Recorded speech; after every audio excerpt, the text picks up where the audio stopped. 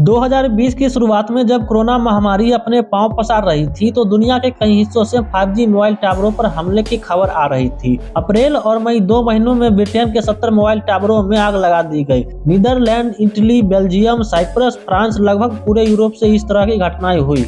इसकी वजह थी एक अफवाह कि 5G टेक्निक नाम का संबंध कोरोना के फैलने से है, जो उस वक्त सोशल मीडिया के जरिए तेजी से फैली थी। 3G, 4G की तरह 5G भी मोबाइल इंटरनेट तकनीक है। इसे नेक्स्ट जनरेशन का टेक्निक कहा जा रहा है, लेकिन इसमें खास क्या है? 5G न केवल एक साथ अधिक यूजर्स को सपोर्ट करता है, बल्कि अधिक डेटा भी हैंडल कर सकता है।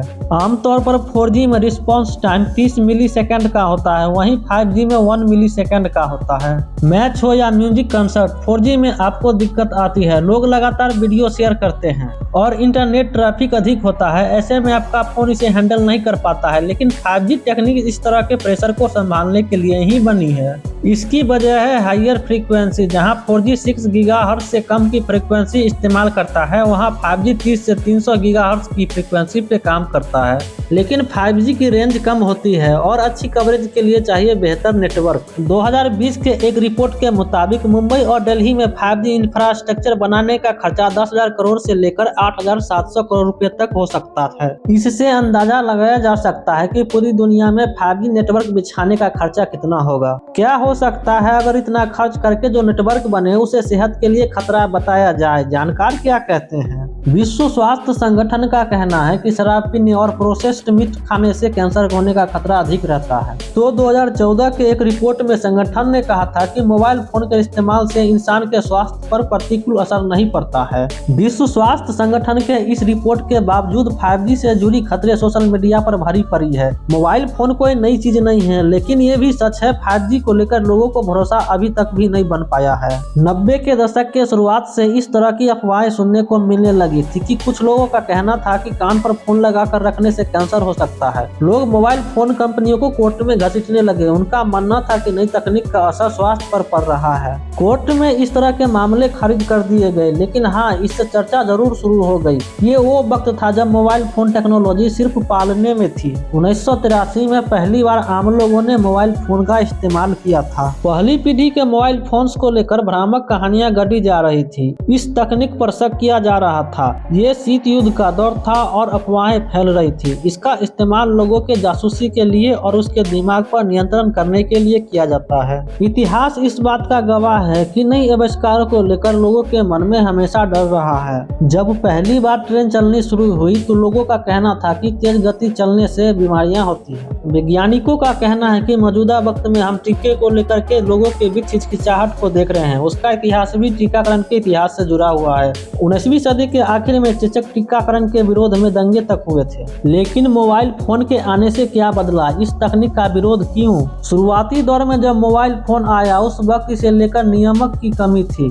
बिजली के तार और माइक्रोवेव ओवन तकनीक पहले से ही थी और नियामकों का मानना है कि नई तकनीक में कुछ नया नहीं है। अगर शरीर के टिश्यू को गर्म नहीं करता तो इससे खतरा नहीं है। लेकिन कुछ ऐसे समूह है जिसका दावा है कि मोबाइल फोन का इलेक्ट्रोमैग्नेटिक रेडिएशन के साथ साइड इफेक्ट हो सकता है। अब सवाल यह है कि अगर चिंता की कोई खास वजह नहीं बताई तो लोगों के मन में संदेह क्यों उठा? दरअसल इलेक्ट्रोमैग्नेटिक स्पेक्ट्रम पर माइक्रोवेव फ्रीक्वेंसी और मोबाइल तकनीक में इस्तेमाल होने वाली फ्रीक्वेंसी आसपास होते हैं। माइक्रोवेव में कम फ्रीक्वेंसी रेडिएशन का इस्तेमाल हायर पावर पर होता है, जिससे खाना गर्म होता है। लेकिन मोबाइल फोन तकनीक में इस बात का ध्यान रखा जाता है कि रेडिएशन से गर्मी न पैदा हो। एक्सरे और गामा रे की तरह ज्यादा एनर्जी और ज्यादा फ्रीक्वेंसी वाला रेडिएशन आइटम से इलेक्ट्रॉन को बाहर धकेल सकता है, जिससे कैंसर हो सकता है। इसे आयोनाइजिंग रेडिएशन कहते हैं। मोबाइल फोन और microwave radiation non ionising radiation की श्रेणी में आता है। इससे किसी भी तरह के खतरे की पुष्टि अभी तक नहीं हुई है।